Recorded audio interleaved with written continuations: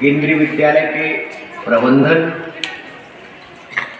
के प्रति जितनी शुभकामनाएं हम और आप दे सकते हैं, मैं अपने उन अग्रज दादा दादी नाना नानी से निवेदन करूंगा कि एक बार हम सब खड़े होकर इस प्रबंधन को बहुत बहुत बधाइयाँ दें।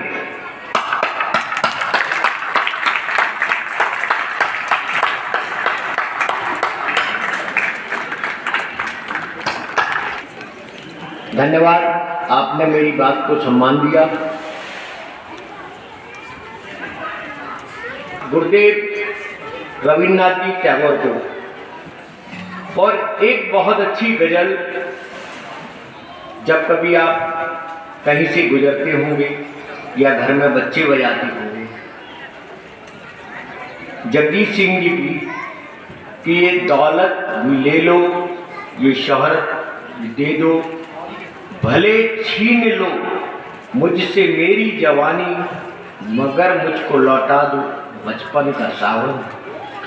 वो कागज की कश्ती, वो बारिश का पानी, देखकर कितने खुश होते।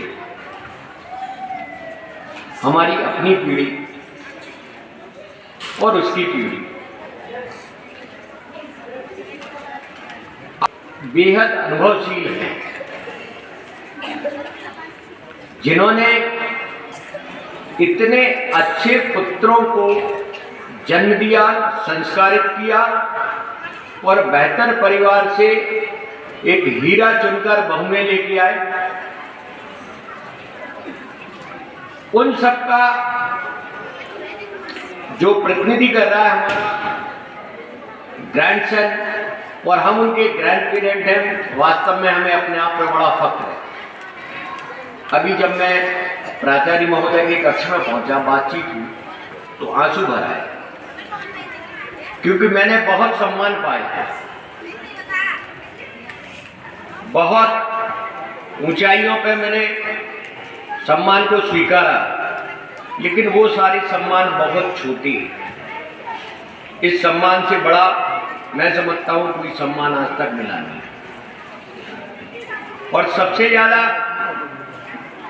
मैं धन्यवाद देना चाहूँगा इस विद्यालय के प्रत्येक उस सदस्य को जिसकी इस कार्यक्रम में भूमिका है।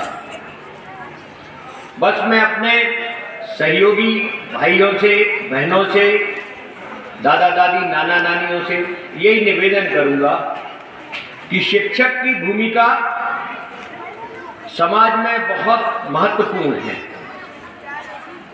एक तो देवालय और एक विद्यालय, जहां सिर्फ संस्कार, शिक्षा, अच्छे भविष्य के आयाम प्रदान किए जाते हैं।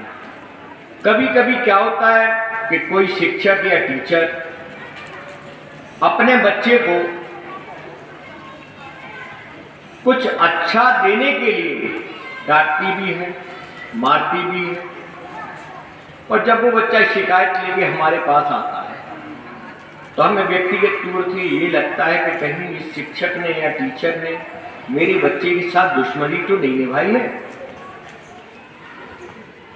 तो मैं आपसे विनम्रता से ये निवेदन करूंगा कि कभी कोई शिक्षक किसी बच्चे के साथ दुश्मनी निभाने की कोशिश तो क्या सोच भी नहीं रखता। हमारे शिक्षक हमारे आदर्श हैं। जिस तरह हम और आप अपने परिवार के आदर्श हैं, उसी तरह हमारा शिक्षक भी कभी हमारा आदर्श रहा था, कभी मेरे बच्चों का आदर्श रहा है, आज मेरे नाती नातिनियों का आदर्श बन के खड़ा है। और उस शिक्षक की भूमिका को देखिए कि उसके पढ़ाए हुए बच्चे कहां से कहां तक हैं।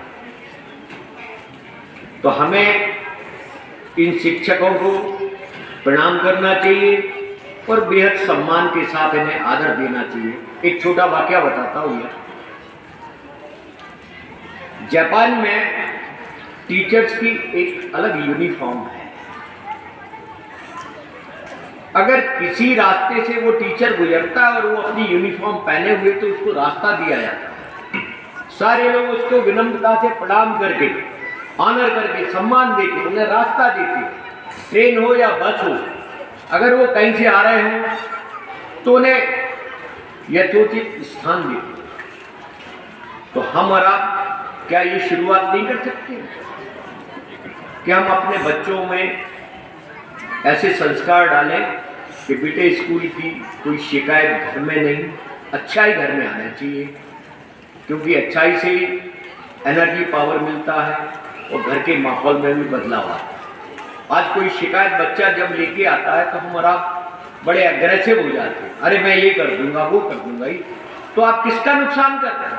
अपना खुद का नुकसान कर रहे हैं।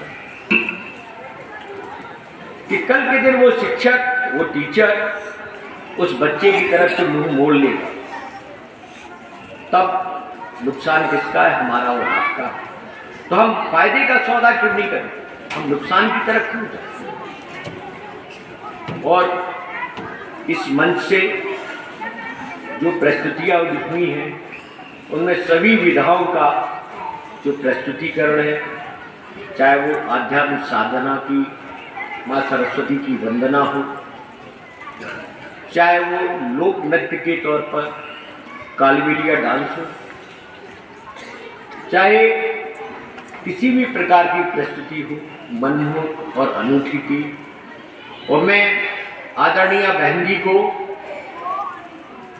विनम्र प्रणाम करता हूं कि उन्होंने हम सबका प्रतिनिधित्व करके सबसे पहले मंच पर आकर एक राष्ट्रभक्ति की जो कविता सुनाई है, वास्तव में हम सारे लोग उनको प्रणाम करते हैं कि बुजुर्ग दादी के दिल में जब देश के प्रति जज्बा है, कागज पर उतरा है, कंठ से हम और आपके कानों में पहुंचा है, तो क्यों ना हम और आप आज से ये प्रेरणा लेके जाएं कि हमारा राष्ट्र सर्वोच्च है, हमारा शिक्षक सर्वोच्च है। जय भारत। और सभी प्रबंधन को मेरी ओर से विनम्र प्रणाम। धन्यवाद।